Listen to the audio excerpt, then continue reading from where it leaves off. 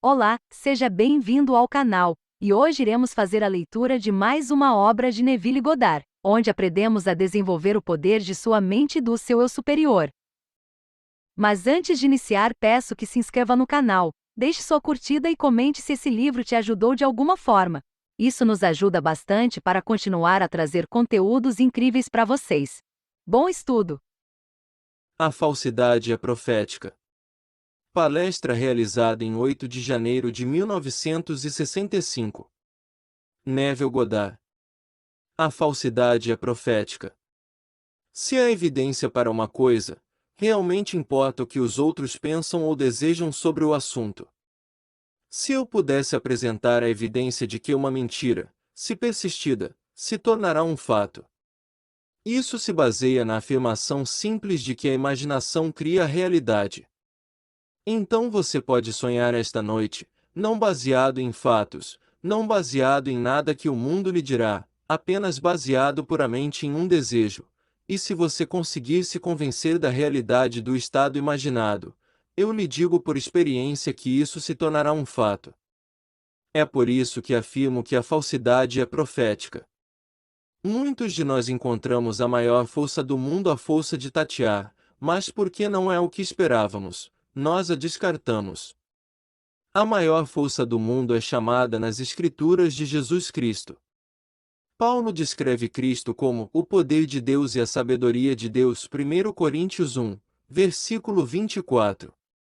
Agora aqui, um homem chamado Douglas Fawcett, ele disse: o maior segredo do mundo é o grande segredo da imaginação. Ele disse: é o maior de todos os problemas cuja solução todo místico aspira, porque se você realmente descobrir seu segredo, encontrará poder supremo, sabedoria suprema, deleite supremo. Essa é a ordem em que ele o coloca. Esta é a mesma ordem em que Paulo coloca Jesus Cristo. Cristo é o poder de Deus e a sabedoria de Deus. Mas o homem pensa em Cristo como alguém vindo de fora, em forma humana, diferente de si mesmo. E assim, quando ele encontra esse poder ou tropeça nele, ele não consegue reconhecer que esse é o poder do qual Paulo falou. Ele não veio vestido em forma humana como algo além dele mesmo, e então ele não consegue reconhecê-lo. Agora, deixe-me compartilhar com você uma história tirada de William Butler Yeats, em seus ensaios de ideias do bem e do mal. Estas são duas histórias pessoais, ele jura a verdade das duas histórias.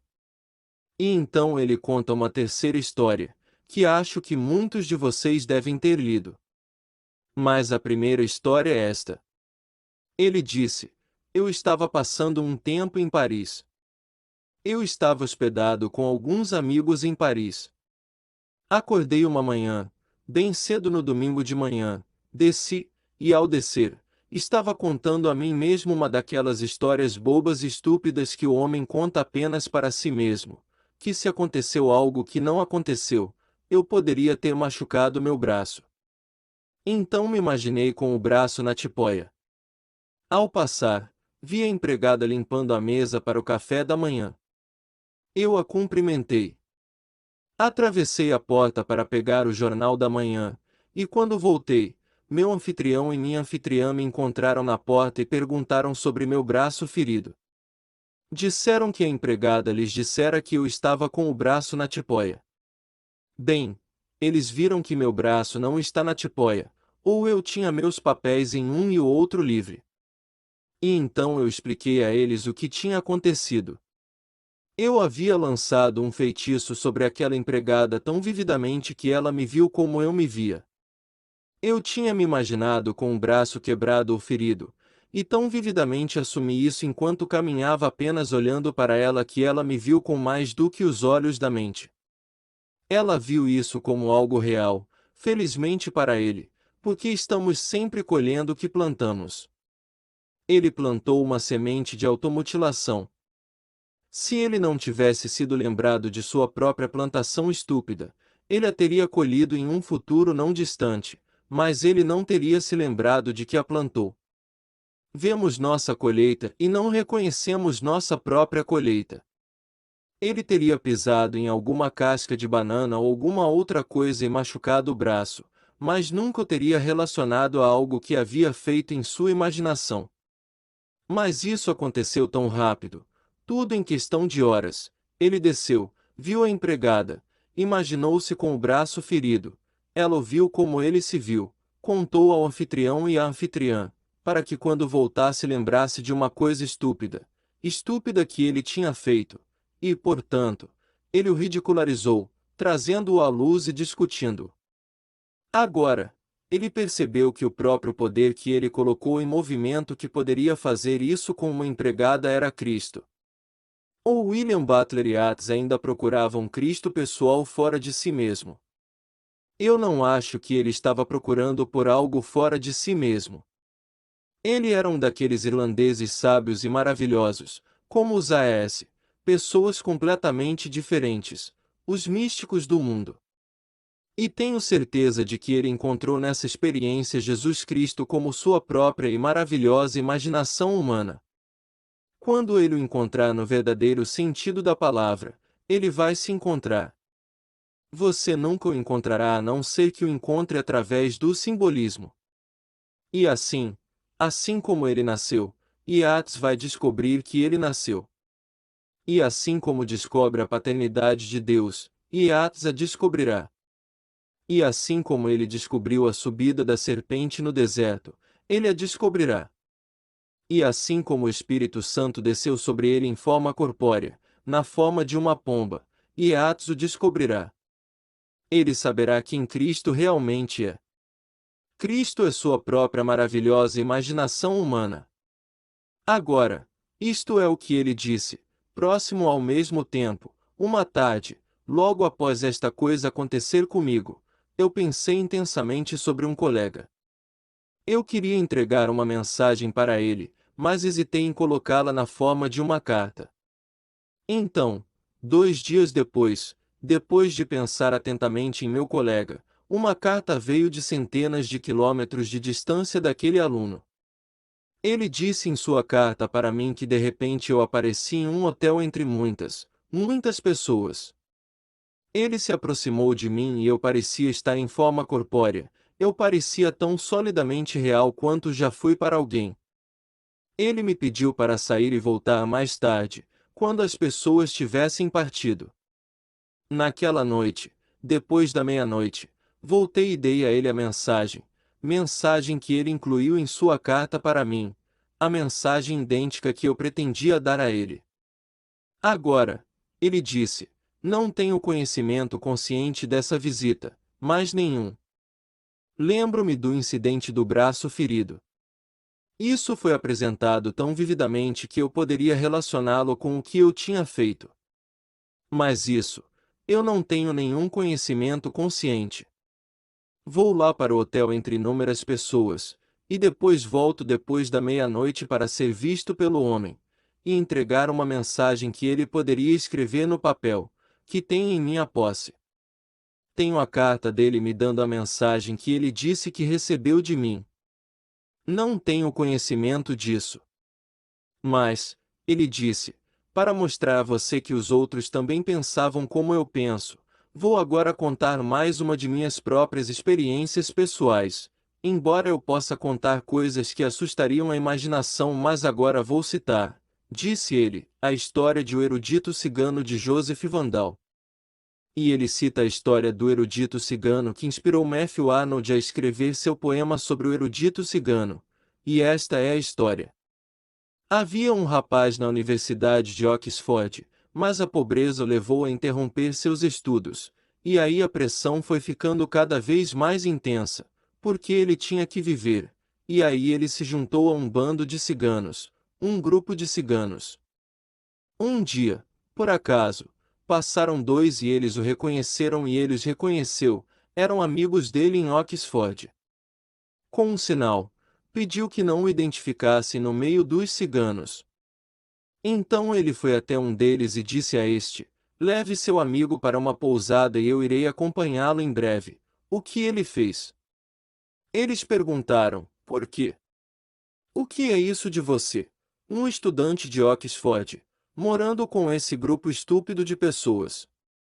Bem, ele explicou a eles o motivo. A necessidade era tão grande que ele teve que deixar Oxford por causa de sua pobreza.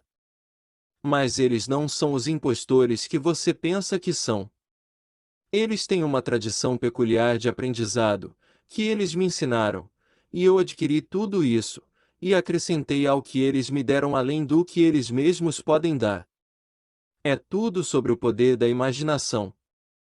Por quê? O que é isso de você, um estudante de Oxford, morando com esse grupo estúpido de pessoas? Bem, ele explicou a eles o motivo. A necessidade era tão grande que ele teve que deixar Oxford por causa de sua pobreza. Agora, vou lhe dizer melhor demonstrando para você. Vou deixá-lo por um tempo, e quando eu voltar eu lhe contarei o que você discutiu na minha ausência, o que ele fez. Ele explicou em detalhes tudo o que eles discutiram em sua ausência. Bem, eles ficaram pasmos e perguntaram: como você fez isso? Ele disse: eu fiz isso pelo poder da imaginação. Minha fantasia levou a sua. Você não teve escolha no assunto. Eu determinei em detalhes o que você discutiria, então você não teve escolha alguma. Aprendi com eles que há certos meios garantidos pelos quais você pode aumentar a imaginação e dobrar a dos outros, e eles têm que ecoar o que você faz. Agora, ele disse a eles: quando eu tiver aprendido tudo o que puder com eles, vou deixá-los e dar ao mundo. Agora, este homem, pela Enciclopédia Britânica, viveu no século XVII, faleceu em 1680, acho que foi, mas me pergunto onde está o livro que ele deu ao mundo. Eu gostaria que ele tivesse escrito o livro, porque esta deveria ser uma história verdadeira. O controle completo de sua própria imaginação influencia o comportamento de todos que você encontra neste mundo, que todos apenas agem e refletem o que você está fazendo dentro de si mesmo. Agora, eu vou voltar para a segunda história onde ele apareceu e ele não sabia que tinha aparecido, mas havia evidência. A carta era a evidência. Era isso que ele pretendia dizer a esse aluno. A carta chegou 48 horas depois de centenas de quilômetros de distância, dizendo-lhe que ele apareceu, aparentemente em carne e osso, e falou porque transmitiu a mensagem. Ele voltou uma segunda vez dentro de um intervalo de horas, depois da meia-noite, e fez esta declaração maravilhosa.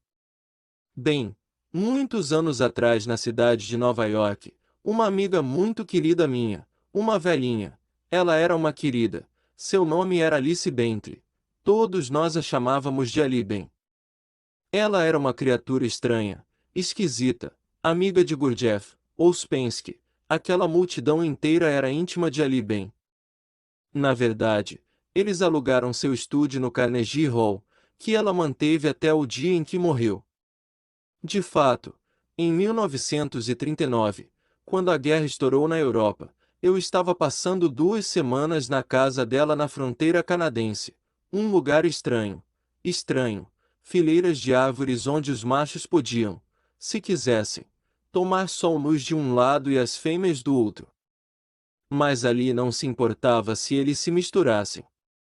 Essa era ali. Ela andou descalça pela grama. E ali preparava essas 3 refeições por dia para nós. E passei minhas 2 semanas de férias nesta área estranha. Bem, ali veio me ver no meu quarto, meu apartamento, e ela me disse que as coisas estavam um pouco urgentes no momento, quer dizer, financeiramente. E então, no dia seguinte, ali voltou, e esta é a história dela.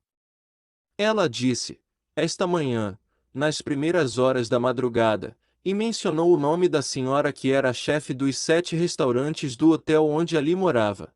Ela administrava os restaurantes e todas as coisas dessa natureza. E ela disse ao entrar na sala. Ela bateu na porta, tocou a campainha. Ali abriu a porta nas primeiras horas da manhã, e lá veio essa senhora. Ela pegou sua bolsa e esvaziou o conteúdo da bolsa no colo de Ali e disse, Neville acabou de aparecer no meu quarto e meu quarto estava trancado. Trancado. Ninguém podia entrar, mas ele apareceu em forma corporal.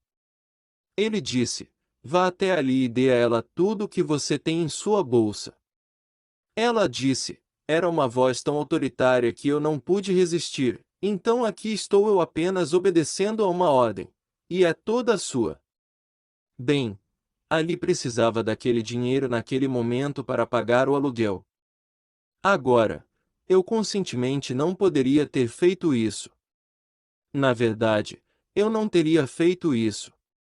Eu não persuadiria ninguém neste mundo a dar algo a outro contra sua vontade, ou mesmo tentar convencê-los de que deveriam fazê-lo. Mas ali veio até mim naquele dia e me disse sua necessidade, e então eu assumi, isso é tudo o que eu fiz, que ela tinha o que queria. Agora, o que neste mundo estranho e peculiar do homem me possuiu para me objetivar além das portas fechadas no quarto desta mulher e dizer isso a ela? Ela podia ouvir cada palavra que eu dizia. Você desce até ali e dá ali tudo o que está agora em sua bolsa, o que era mais do que suficiente para lhe pagar o que precisava no momento e ter algo a mais. Isso eu sei que é um ato inconsciente da minha parte, mas eu fiz isso conscientemente, assim como ela fez isso conscientemente e ela foi lembrado. Para 2000 milhas através da água eu me fiz aparecer para minha irmã, e fiz com que ela me visse, e realmente me olhasse, e tentasse esfregar os olhos dela, dizendo, não é, é um sonho, e eu ainda estou onde eu assumi que eu era. Não importa o que ela fizesse, ela não poderia me apagar. Então ela me escreveu uma carta, que recebi 8 dias depois, escrita no mesmo dia. Então eu sei a verdade da afirmação de William Butler Yeats: você pode fazer isso inconscientemente ou conscientemente. Agora, isto volta ao pensamento da noite em que a falsidade é profética. Você pode começar com uma premissa que não tem base de fato, mais nenhuma, e isso não faz diferença. Você poderia assumir esta noite que você é o homem que você quer ser, a mulher que você quer ser, em qualquer estação da vida, e se você estiver disposto a assumir que você é isso, e permanecer fiel a essa suposição como se fosse verdade, eu lhe digo, nenhum poder neste mundo pode detê-la. Pois você está lidando com o único poder do mundo. Cristo é o poder e a sabedoria de Deus e Cristo é a sua maravilhosa imaginação humana. Isso é Cristo. E um dia você vai descobrir. Você despertará, não outro e dizendo, você despertará, e cada símbolo registrado nas Escrituras sobre seu nascimento, sua descoberta da paternidade, sua descoberta de sua ascensão, sua descoberta da descida do Espírito Santo sobre ele, será sua. E será tudo você, ninguém além de você mesmo, para testemunhar tudo neste mundo. Então você descobre o poder, e o poder é sua própria imaginação humana maravilhosa. Mas antes de você nascer neste mundo superior, você o exercita aqui, de qualquer maneira. Você é chamado e convidado a experimentá-lo e testá-lo ao máximo. Eu não me importo com o que o mundo vai te dizer, pegue qualquer um neste mundo. Neste exato momento, suponha que minha mão esquerda tenha uma coceira nesta área. A mão esquerda não pode alcançá-lo. A mão direita poderia, ou a mesa poderia, mas a própria mão que está ferida não pode ajudar a si mesma. Posso lhe dizer, somos todos um neste mundo, somos todos um, há apenas Deus desempenhando todas as partes. E assim, se alguém está ferido neste mundo, e você está ciente disso, você é chamado a exercitar sua imaginação amorosamente em nome desse outro. Não há outro. Então, assim como esta mão vem e cuida dessa coceira porque ela não pode ajudar a si mesma quando alguém está tão perto da foto, eles estão empobrecidos ou estão com dor, ou estão de alguma forma angustiados e você está ciente de suas aflições. Tudo o que você precisa fazer é imaginar que eles são o que gostariam de ser, assim como você gostaria de ser. Você sempre tem um código: faça aos outros o que gostaria que fizessem a você. Você não pode errar. Você faria isso com você se fosse sua posição que você estava angustiado. Bem, então, faça isso com outro. Não custa um centavo, custa apenas um momento de tempo para imaginar que as coisas são para eles como você gostaria que fossem para eles. A fé é um ato em que Deus age. Realmente, se você realmente acredita nisso, Deus está agindo. Blake fez a declaração: Deus só age e está em seres ou homens existentes, portanto, a quem somente é, que anda entre nós, decidamos. Bem, quem anda entre eles? Nossa imaginação. Este é o poder que anda entre nós, porque quando você fala de Cristo nas Escrituras, sempre pense no poder de Deus e na sabedoria de Deus, e esse é Cristo personificado. Sim, você é uma pessoa, não é? E você imagina, bem, isso é Cristo. Você é Cristo. Se você não sabe agora, posso lhe dizer, você saberá.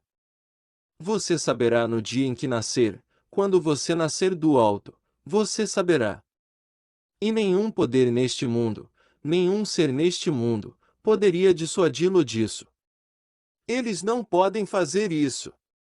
Todos esses pequenos ismos estranhos no mundo que se organizaram em torno desse maior de todos os mistérios e fizeram isso, eu diria, uma bagunça. Isso não é Cristo. Assim como você está sentado aqui e você está ouvindo, se eu puder demiti-lo ao ponto de fazê-lo sair e aplicá-lo, então você tentaria isto. Você colocaria suas mãos sobre Cristo. Talvez você não acredite mesmo depois de provar, mas tente novamente. E tente novamente. Mas chegará o dia. Você terá que acreditar quando o simbolismo das Escrituras começar a se desdobrar dentro de você e você nascer do alto. Então ninguém pode negá-lo depois desse momento. Até aquele momento, ainda pode haver um momento de hesitação, que isso poderia realmente ser Cristo. Estou lhe dizendo por minha própria experiência pessoal, é Cristo. Cristo é o poder e a sabedoria de Deus. Não há nada impossível para Deus, mais nada. Não me importa qual seja o veredicto hoje que algum homem sábio lhe deu, seja um veredicto médico, um veredicto de um banco. Aqui está uma coisinha boba que aconteceu comigo na semana passada. Fui ao banco na segunda-feira para fazer um pequeno depósito e pegar alguns trocados para terça-noite aqui.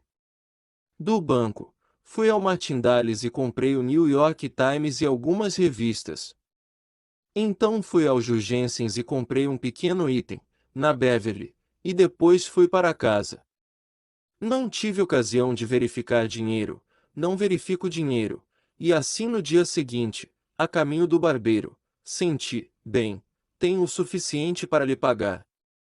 Então coloquei a mão no bolso, e tudo bem, tem dinheiro lá. Peguei-o e tinha $20 a mais do que deveria. Não me lembrava que tinha isso, então perguntei à minha esposa se ela colocou $20 no meu bolso e ela disse que não. Então eu pensei, eles poderiam ter mudado demais, quero dizer, me dado mais dinheiro do que eu realmente deveria ter recebido. Eu só comprei algumas revistas, um jornal, eles não poderiam ter me dado $20. Eu pensei, talvez seja a garota do banco. Então eu disse, bem, eu vou ao banco na quarta-feira de qualquer maneira para fazer um depósito, então vou pedir. Então, quando fui ao banco na quarta-feira, ela não estava de plantão. Então fui a outro caixa e perguntei onde estava a senhora. Ela disse, não há nenhuma senhora naquela janela, nunca. Eu disse, ah, sim, havia uma senhora lá na segunda-feira passada. Ah, não, ela disse, nunca. Há sempre um homem lá. Eu disse, bem, no que me diz respeito, havia uma senhora lá na segunda-feira passada e devo a ela $20. Bem, isso levantou as orelhas dela, eu quero $20. Então ela chamou o gerente. O gerente veio e ouviu minha história. Eu disse, a senhora que estava lá, ela é morena, e ela esteve lá na segunda-feira passada, e eu devo $20 a ela, porque eu não descobri o erro até ontem a caminho do barbeiro. Não são meus $20, são dela. E assim, ele pensou que esta é uma situação insana. Eu disse, sim, devo isso, não é meu dinheiro. Eu não posso mantê-lo, não é meu, pertence a ela. Então, quando ele parecia tão pasmo, eu disse, você sabe, eu tenho que viver comigo mesmo. Não moro com outra, moro comigo mesmo, e não são meus 20, tem que ir para ela. Eu tinha acabado de fazer um depósito, então eles sabiam quem eu era. Então, 2 horas depois, quando cheguei em casa, o telefone tocou e uma senhora ligou, e foi isso que ela disse. Então eu não confio em bancos, eles são tão falíveis quanto nós. Ó, ela disse, Senhor Godard, está é a senhora fulana. Ah, sim. Quando passamos a coisa pela IBM, descobrimos o erro. Agora, essa é uma situação estúpida e impossível. Você não pode descobrir esse erro em tudo. Eu coloquei 2 cheques e deveria ter colocado uma nota de $20. Não havia nenhuma maneira na eternidade que qualquer IBM pudesse descobrir que eu não coloquei uma nota de $20, nenhuma. Então ela me disse pelo telefone, mas você deve ter recebido nosso aviso, enviado para você na segunda-feira à noite para esta discrepância. Eu disse, não, hoje é quarta-feira, meu correio já chegou e não chegou. Não veio ontem. Bem, quem está brincando com quem? Veja, os bancos não podem cometer um erro, então eles têm que agir assim. Em vez de ser honesto sobre isso, como eu fui honesto sobre isso, eles têm que jogar esse joguinho estúpido que eles não podem cometer erros. Então essa coisa saiu na segunda-feira, e eles deveriam ter enviado isso para mim na segunda-feira e foi postado ontem. Quinta-feira, depois que eles descobriram um sim, no final do dia, uma máquina IBM pode dizer se você tem menos do que deveria ter. Certamente isso é possível, mas dizer-lhe que em um depósito não havia uma nota de $20. Isso não pode ser feito, isso é tudo que existe para isso. Ela sabia disso e eles sabiam disso, e ainda assim seria preciso alguém que fosse honesto sobre a coisa toda para economizar seus $20. Tudo o que eu estava tentando fazer era ser honesto com ela e devolver os $20 que ela estupidamente me deu. Como eu fui honesto sobre isso, eles têm que jogar esse joguinho estúpido que eles não podem cometer um erro. Então essa coisa saiu na segunda-feira, e eles deveriam ter enviado isso para mim na segunda-feira e foi postado ontem. Quinta-feira, depois que eles descobriram um sim, no final do dia, uma máquina IBM pode dizer se você tem menos do que deveria ter. Certamente isso é possível, mas dizer-lhe que em um depósito não havia uma nota de $20. Isso não pode ser feito, isso é tudo que existe para isso. Ela sabia disso e eles sabiam disso, e ainda assim seria preciso alguém que fosse honesto sobre a coisa toda para economizar seus $20. Tudo o que eu estava tentando fazer era ser honesto com ela e devolver os $20 que ela estupidamente me deu. Então, tudo isso acontece neste nosso mundo maravilhoso. Posso lhe dizer, se você realmente quisesse viver de maneira desonesta, poderia viver assim para sempre. Eu não estou brincando com você. Você poderia para sempre, e não 20, multiplicar sem de forma alguma machucar, não machucar, mas quero dizer sem de forma alguma fazer o que o mundo faz com violência. Você poderia fazê-lo sem violência. Não usei violência para conseguir $20. A coisa toda é a própria maravilhosa imaginação humana. Mas seja honesto porque você não está roubando de ninguém neste mundo além de você mesmo. Apenas um ser desempenha todos os papéis, e esse ser é Deus, e Deus e seu poder e sua sabedoria são um, e Deus é sua própria maravilhosa imaginação humana. Então aqui, quando você fala de uma falsidade, sim, uma falsidade é profética. Você pode assumir neste exato momento o que no momento de sua suposição é completamente negado por seus sentidos, pela razão, por tudo. Mas se você está disposto a viver nessa suposição, acreditando que seu ato imaginário é Deus em ação, nesse ato Deus age, e nada neste mundo é impossível para Deus, se você está disposto a assumir esse estado, nenhum poder neste mundo pode impedir que sua suposição se exteriorize dentro deste mundo, mas nenhum poder. Agora você tenta. Estou pedindo a todos aqui nesta sessão atual que experimentem e compartilhem comigo seus resultados. Você não vai falhar. Mas se você me contar como funcionou no seu caso, posso contar da plataforma para outras pessoas e encorajar outras que possam estar acordando. Você e eu devemos ser capazes de ter as histórias mais fantásticas. Realmente não há outro, senão para o outro aparente. Eleve todos à altura de sua própria mente, e posso lhe dizer, todos perceberão todos os seus atos imaginários por eles. Quando você se senta em silêncio e assume um certo estado para outro, você está literalmente mediando Deus para aquele outro. Mesmo porque seu ato imaginário é Deus em ação, isso é Deus. Portanto, não deixe ninguém lhe dizer que você vai encontrá-lo vindo de fora. Você nunca na eternidade o encontrará vindo de fora. Você vai encontrá-lo em si mesmo, no simbolismo descrito nas Escrituras. Você será aquele que conhecerá, você é ele. Quando você encontra o amor infinito, sim, é aquele ser onde todos nós estamos reunidos um por um, neste único homem que é Deus. Mas você está reunido como Jesus Cristo. Acredite! Estou lhe contando o que experimentei. Não estou especulando, não estou teorizando. Estou lhe dizendo o que sei por experiência própria. Então, deixe-os falar sobre todos os Jesuses externos e todos os fora disto, daquilo e daquilo.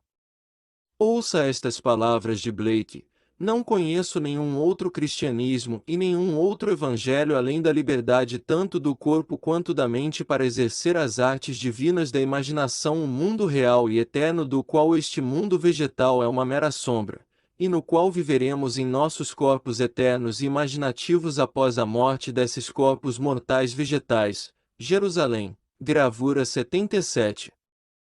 Agora ouça isto. Os apóstolos não conheciam nenhum outro evangelho. Você pode imaginar essa afirmação. Os apóstolos não conheciam nenhum outro evangelho. E aqui você acha que eles seguem um homem. Eles não estão seguindo nenhum homem. A primeira expressão dos primeiros cristãos, eles eram chamados de o povo do caminho, caminho capital. Era um modo de vida. Era assim que eles eram chamados. Foram anos e anos, gerações depois, que eles foram chamados de cristãos. Eles eram simplesmente chamados de o povo do caminho. Você quer verificar?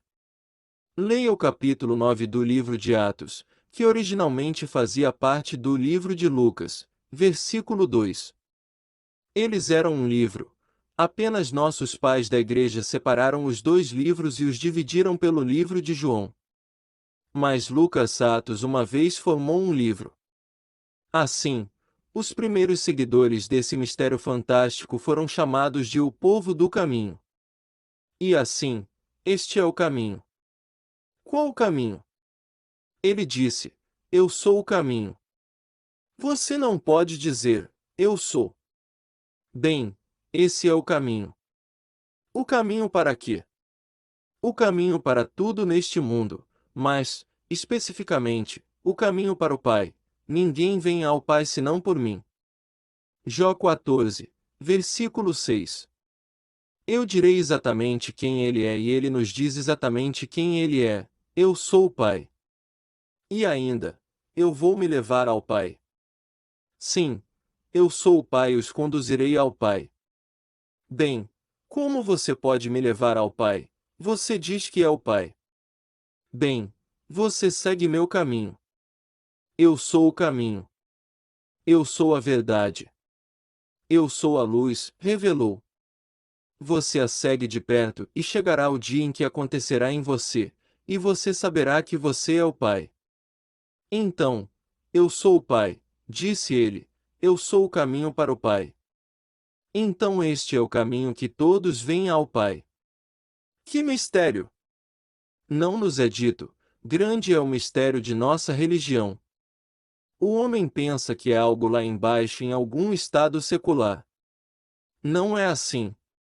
É um mistério fantástico, sua própria imaginação humana maravilhosa é Deus. Mas o homem não sabe disso. Ele tropeça nele, ele se atrapalha. Não pude deixar de pensar neste dia em alguém que não conheço pessoalmente, mas quase o considero um amigo por causa do que foi dito sobre ele. Você me ouviu, aqueles que vieram no ano passado. Você me ouviu falar de Ed, não ouviu? Bem, Ed tropeçou nisso, mas Ed não sabe que é Cristo. Ele chegou ao ponto de ter medo de perturbar a natureza. Ele tem medo de usar o poder que encontrou. Porque ele não sabe que tropeçou em Cristo, ele pode usar algum pequeno instrumento, como um pedaço de aço para esfregar contra outro pedaço de aço. Mas ele realmente tropeçou em Cristo. Bem, milhões tropeçam em Cristo e ficam com medo. O poder é tão fantástico que eles têm medo, porque eles não pensam que poderia ser Cristo.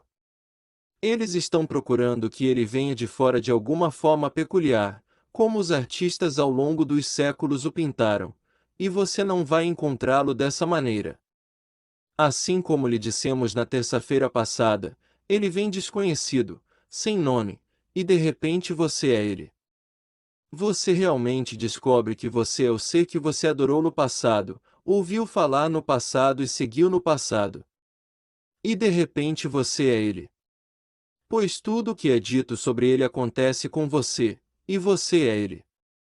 Não há uma pessoa no mundo que te chame, você está sozinho. Então você sabe por que é dito, e Deus é um, nenhuma pessoa está naquele cofre, naquela tumba quando você acorda, apenas você. Ninguém o ajuda a sair, apenas você, apenas o simbolismo das testemunhas, e eles não podem ver o um. Aquele que sobe e aquele em quem desce, é tudo você. Então eu lhe digo, você está supondo que esta noite não precisa ser baseada em fatos. Devo esperar para ter a confirmação de que tenho segurança antes de assumir que estou seguro.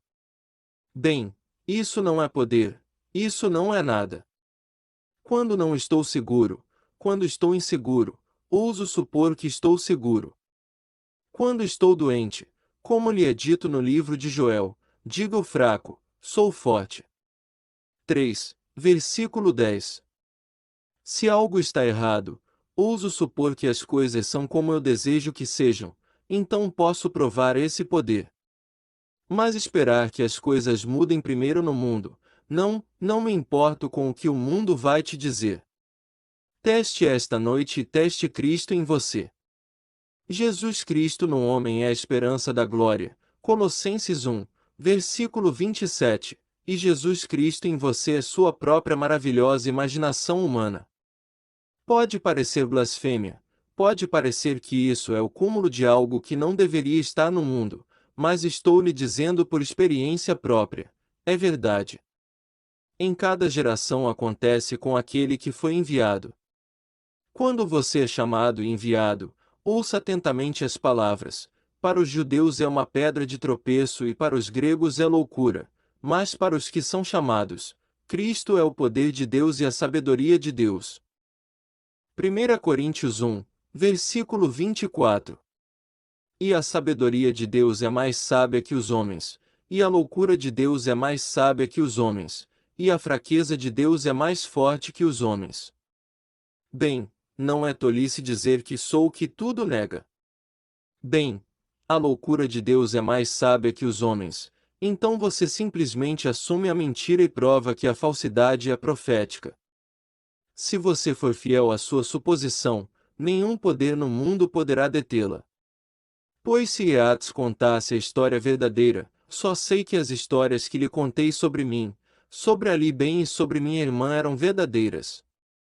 Não guardei a carta da minha irmã, mas ela ainda está neste nosso mundo.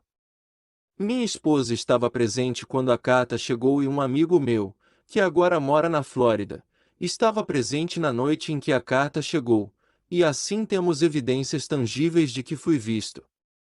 E eu deliberadamente queria ser visto, 2.000 milhas através da água. Então, onde estou? Não sou toda imaginação. Ela me via como algo corporalmente presente em seu mundo. Se sou toda imaginação, devo estar onde estou na imaginação. Então, quando Yeats foi visto a centenas de quilômetros de distância pelo estudante, o colega, e ele transmitiu a mensagem, ele falou: havia algo sobre isso. E quando esta senhora, apenas ao lado da cidade de Nova York, como posso passar por seu quarto fechado? A porta estava trancada. Porque estava trancada e ela ouviu minha voz, e a voz falou com autoridade. Ela ficou tão atordoada que não teve escolha no assunto. Ela teve que obedecer ao comando. Bem, você viu o poder que está no homem. O que o homem pode fazer? Use com carinho. Sempre que você o estiver usando com amor, estará usando com sabedoria. Não saia porque você pode usá-lo, e usá-lo de uma maneira estranha e peculiar. Não há nada além de Deus neste mundo e todos são Deus. Deus está desempenhando todas as partes. Agora vamos entrar no silêncio e usar nossas imaginações com amor, e começar esta noite com o que o mundo chamaria de falsidade. Eu lhe digo que é profético. Pegue algo que não aconteceu e que você quer que aconteça e assuma que aconteceu. Apenas viva nesse estado e posso lhe dizer, isso se tornará um fato.